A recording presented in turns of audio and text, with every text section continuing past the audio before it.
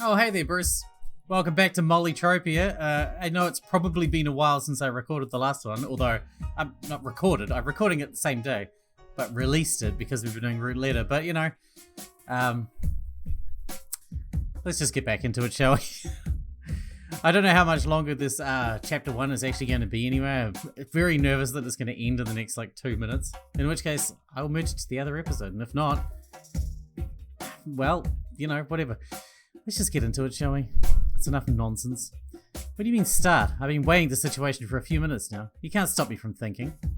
First of all, it's necessary to estimate the risks. The first option is out of the question. If anyone votes, Gil dies with 100% probability, even if the vote is not for her. So we can't refuse to vote. It's been decided. Now we have to decide for whom to vote. Even by voting at random, I increase the probability of winning by 25%. No, though with equal votes, both die. Plus, someone can still refuse to vote. It's complicated. I just need to understand who the others are likely to vote for. Stop. I went through the events of the day in my head. I had an idea came to me. Hey, voice, you pretend to be a fortune teller, aren't you? Try to guess who I'll choose. Just keep in mind, I'll do it my way, anyway. This time your choice won't change anything.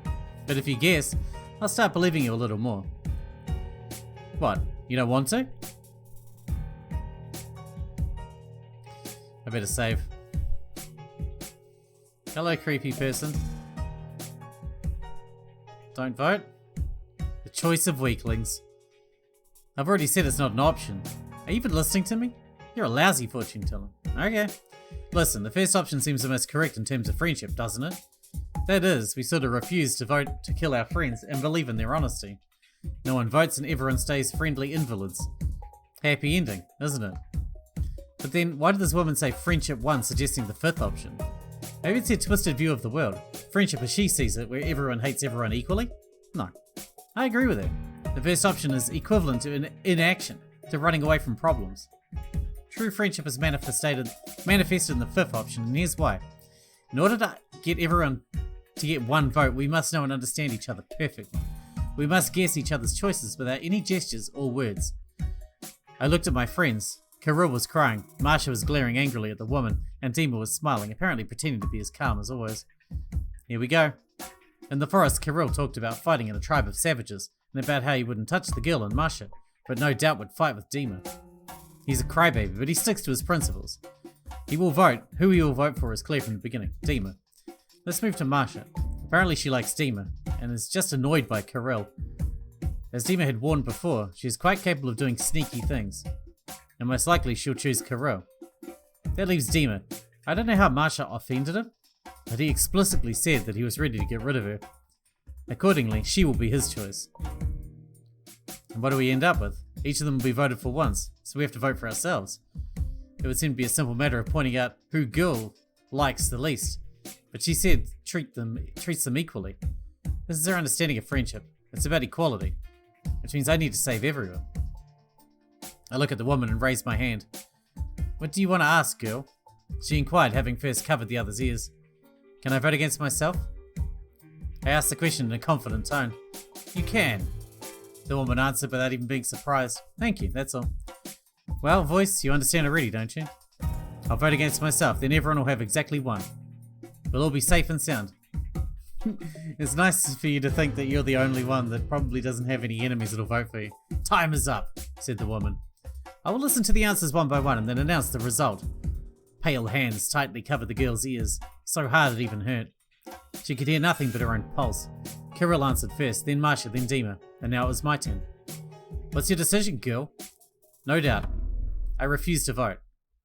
What? No. Accepted. That's not what I wanted to say. How? The girl intervened. You thought I didn't know about you? Before, you always helped and protected me, so I'm truly grateful. I consider you my friend. But I can't let you decide this time. After all, you're wrong. True friendship implies exactly the first option. Everyone has to sacrifice something for the sake of friendship. You can't just receive without giving anything. Even in the simplest friendship, you have to sacrifice at least your time. Your mistake is that you think the first option is too risky. In fact, the risk of this option is zero. Each of us will undoubtedly choose it, not allowing the possibility of other developments. Don't think I'm afraid to vote against myself. It's just by doing so, I'll be the only one who voted and kill us all. This is some kind of foolishness. You'll regret your choice. Now is the time to announce the results. We're about to find out. Against Kirill. Ah, what tension in the air. That's why I like my contests. Hell, don't drag it out. So, against Kirill, 0 votes. We breathed a sigh of relief. 0. Against Masha, 0 votes.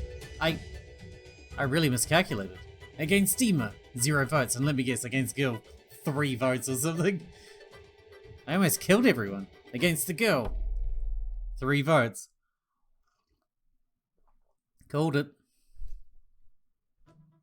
What? In total, by a unanimous decision, the girl was chosen as the victim.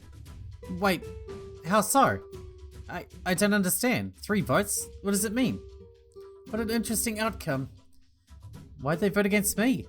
Was this some part of some cunning plan? Oh, wait a minute.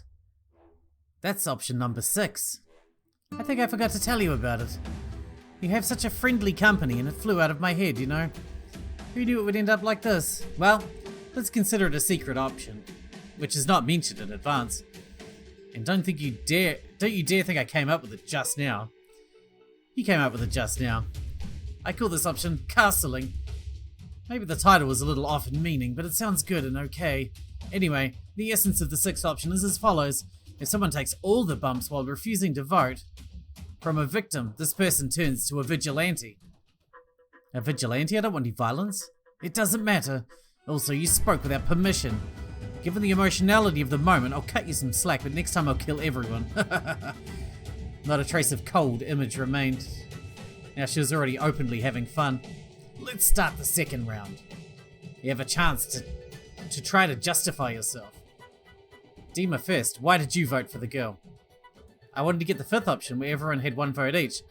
I didn't think anyone else would vote for it. Liar. Now, Masha. I guess that there was a catch in the voting and whoever got the most votes would actually be saved. Total nonsense. Kirill is next. Me too. What, you two? I asked you last, so you have time to compose at least something. Great. The answer woo is accepted. And now it's time to choose, girl. To choose which one of them I will kill. If you refuse, everyone will die. Actually, it's not a bad alternative. I count to 3. 1. Wait, I can't kill any of them. I refuse to take revenge. 2. Dima. Can I choose myself like last time? 3. At the same second, Kirill was grabbed by his arms and legs, pulling him in different directions. Ah, it hurts! His body was torn apart. Blood poured all around, and his insides spilled out, falling to the ground with a resounding slap. Kirill, no, why him? Hey, talking about permission again? Don't try my patience. Masha gritted her teeth and fell silent, sniffing her nose. You see, girl, your indecision just killed a friend. There could have been 2 left alive. But now, only 1 has a chance. You killed by refusing to kill and you saved by killing. How many will survive? 1 or 0? The choice is yours. 1. I choose 2. Can we just choose Kirill? I can't click anything. Nothing is working. Stay out of it. Let her decide for herself. Oh, man. Dima, I choose you. Sorry. After my words, the hand squeezed him like a tube of toothpaste. There was a sound of crushing bones and then the head swelled up and burst. Brains scattered around. Wow, I didn't know this could happen. Did you see that? It's like a firecracker. He didn't even have time to shout, but the smile stayed on his face until the end. However, this time seemed ominous. Well. As I planned for the 3rd round, 2 left. And both girls, 2 good little friends. How cute. Instead of a tea party with dolls, we have another quiz question planned. Or did I say it was a contest? Damn, the quiz is more suitable. And it's got a lame title too, death voting. Boring. Okay. Now it's a contest. Not a contest, but a quiz. And it will be called, Why Did You Die? Or Eye for an Eye, You Will Die. Got it? You must answer that you got it, or I'll kill you. Got it. That's nice. It's time to switch roles. Now Masha chooses. Don't worry, it's an easy decision to make this round. No, seriously, more like you die or she dies. One side of the scale is empty as is. All you have to do is say how much we put in the second one. Do you get it? So, should I kill you alone or with the girl? It's clear she won't leave any of us alive. Her questions have reached the point of absurdity. In this round, Masha will die, and she'll find a reason to kill me in the following. I want her to die too. Masha suddenly said through her teeth. There you go, I told you it'd be easy. But you have to convince me. Come on, pour your heart out. I hate her. Having said that, Masha turned to me, looked into my eyes and repeated, I hate you. All you can do is pretend to be a saint. Your sugary kindness makes me sick. No, I don't mind kind people, but your kindness is not normal. It's not healthy. You always play the role of the victim, but it never entails a negative effect for you. It doesn't happen that way in real life, but this world seems to adapt to you. Do you understand? Your kindness and self-sacrifice are worthless if you lose nothing. They turn into hypocrisy. Most importantly, you bring harm to those around you. And no, I'm not talking about Kirill's death now, although that was your fault too. I'm talking about your existence as a whole. Anyone in the background of the perfect you feels like a bad person. Because of this, people try to do better, to their own detriment, and face consequences, sometimes with very serious consequences. But not you. Someone else will always act as a lightning rod for you. You're like a walking invulnerable reproach to all and sundry. Just look at your apathetic face. It's not expressing any emotion, as usual. Do you know why? Because you don't really care. You're incapable of empathy because you're incapable of understanding the pain of others. You've never experienced it.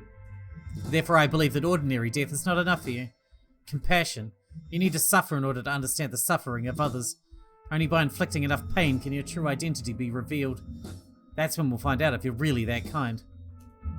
Having spoken in peace, Masha felt silent. Well, that's a very impressive speech.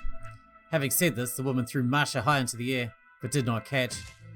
Her body hit the ground with a rather loud thud. Arms and legs twisted in an unnatural shape. Bones were sticking out somewhere. You see? Masha wheezed, spitting out blood. As always, it wasn't you who got affected. And then her gaze went out. It's my turn. Calmly, I turned to the woman. What, in such a hurry to die? Or did her words hurt you? Are you asking if her words hurt me? The corners of my mouth twitched slightly. Did they hurt me? My eyes were faintly wet. No. Hang in. And you, what do you think? But I couldn't. Of course they hurt me. I snapped into a scream. Tears ran down my cheeks. My best friends, the one I thought were my best friends, betrayed me. The world around went blurry. All three of them voted against me, and I'm not such a fool to believe in their excuses. This is not just a betrayal. I can't be sure about Kirill and Dima, but Masha sincerely, with all her soul, hated me. Do you hear what she said?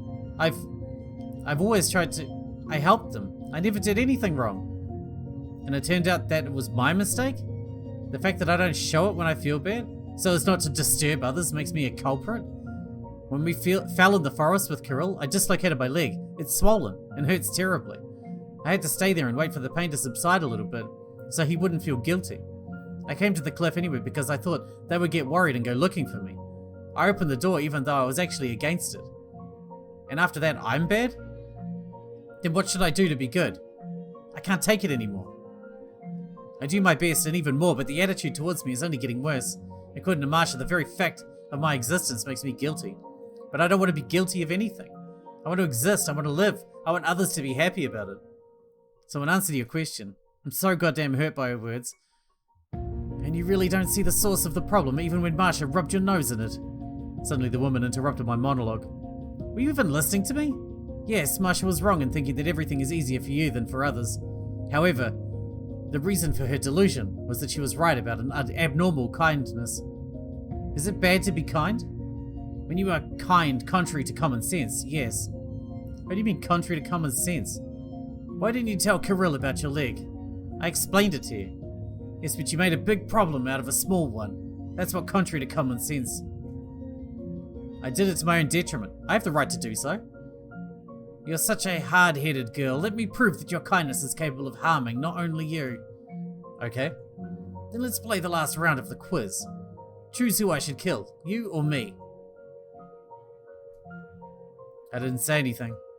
Besides, if I stay alive, I will cause much more pain to others. I see. She got me. I smiled slightly and bent down to pick something up off the ground. Then I walked over to the woman and carefully put a flower behind her ear. You look prettier now. So your answer is? That's the kind of person I am, and I won't be able to go against my own nature. You have to say it clearly so I can be sure. The answer is obvious. Kill me. As soon as I finished my sentence, pale fingers grabbed my head and yanked it up sharply.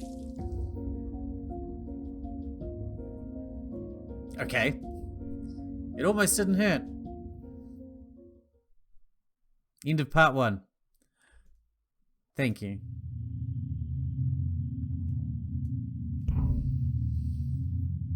Can you please not stare here? It's embarrassing. No shame, no conscience. What are you waiting for? Go away.